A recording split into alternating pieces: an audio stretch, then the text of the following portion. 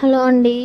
ఈరోజు ఏకాదశి పూజ కదా. ఏకాదశి పూజ ఎలా చేసుకున్నారు మీరు? మేమైతే బాగా చేసుకున్నాం. ఈరోజు మా ఆవు వచ్చింది ఇంటి ముందరికి. మా బాబు ఆవుకి బొట్లు పెట్టి చానోటి అది ఆకుకూరలు ఉంటే ఆకుకూరలు పెట్టి బెల్లం పెడుతున్నాడు. అలాగే గుడికి కూడా వెళ్ళాం. వెంకటేశ్వర స్వామిని బాగా దర్శనం చేసుకున్నాం. గుడికి వెళ్ళి దర్శనం బాగా అయింది.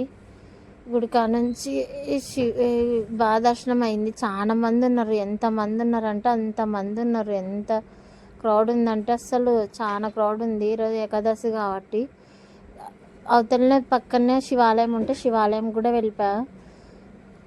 నాగప్పల దర్శనం చేసుకొని శివాలయంలోకి వెళ్ళిపోయాం. చాలా మంది ఉన్నారు. ఎంతమంది ఉన్నారంటే నవగ్రహాల కాడ, నాగప్పల కాడ చాలా మంది ఉన్నారు. ధ్వజస్తంభం కాడ చాలా మంది ఉన్నారు. మేము ఇక్కడ గుడి దర్శనం చేసుకొని శివునికి అభిషేకం చేసినాం. ఇక్కడ లోపలికి వచ్చి శివునికి అభిషేకం చేసినాం. చాలా బాగా జరిగింది ఈరోజు గుడి దర్శనం అయితే. అలాగే ఆంజనేయ స్వామి టెంపుల్ కూడా వెళ్ళాం. సేన్లూరులో ఉంది ఆంజనేయ స్వామి గుడి. మా ఊరు పోయే రస్తలో ఉంది. చాలా బాగుంటుంది. ఆడ కూడా విజిట్ చేసినాం. ప్రశాంతమైన వాతావరణంలో చుట్టూ చెట్ల మధ్యలో ఉంటుంది. ఈరోజు గుడికి తాళం తొందరగా వేసేసినారు, లేకపోతే ఎప్పుడు ఓపెన్లో ఉంటుంది. తాళం వేసేసుకొని పోయినట్టున్నారు.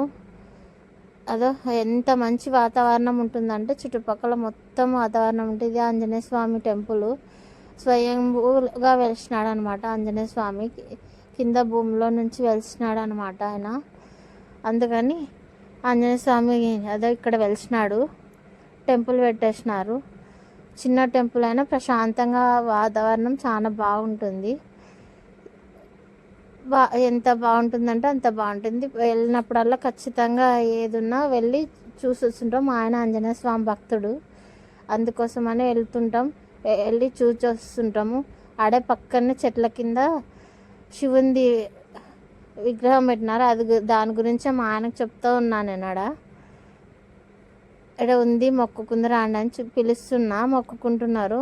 మా బాబు ఉదకడ్డీలు ఆరిపోయింటే తీసి అంటించి మళ్ళీ వెలిగించి తిప్పి పెట్టేస్తున్నాడు. ఆ దీపం కాలింది. చెయ్యి వేడెక్కువ ఉన్నందువల్ల చెయ్యి కాలిపోయింది. చాలా అయితే బాగుంది. పొలాలు పచ్చ